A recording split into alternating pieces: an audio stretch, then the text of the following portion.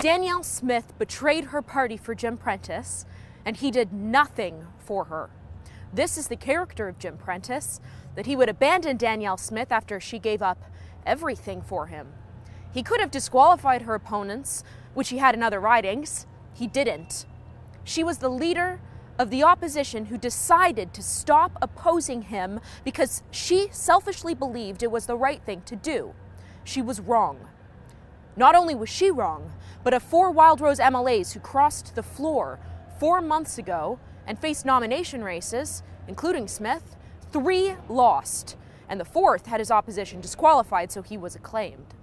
Had Danielle Smith not crossed the floor, Alberta likely wouldn't be heading into an election, nor would Albertans be looking at a budget with seemingly criminal tax increases. $11.4 billion in new taxes and fees between now and 2020. That is what Albertans are looking at.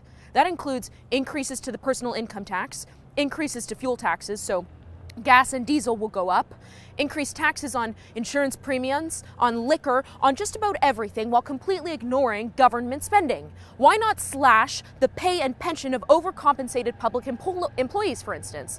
The Fraser Institute's actually been great on exposing this gross misspending. Alberta government employees have a nearly 7% wage premium over comparable Alberta private sector workers. So how is it that public sector employees have managed to drive their wages above what the market is willing to pay? And worst of all, Prentice is increasing taxes when workers are down on their luck. They're already feeling a pinch from the drop in oil prices, and Prentice comes in and says, I'm going to make you pay more for almost everything. Where is the opposition? Oh yeah, the Wildrose only elected their new leader, Brian Jean, last weekend.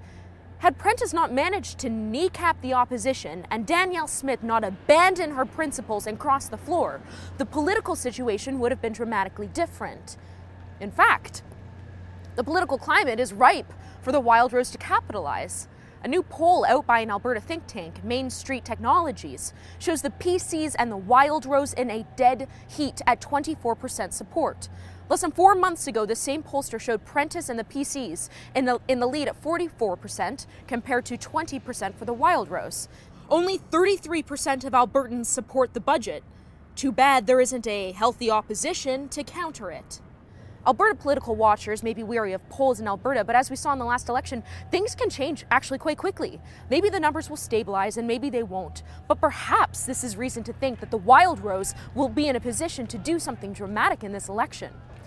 As for Danielle Smith, she came in with a bang and out with a text.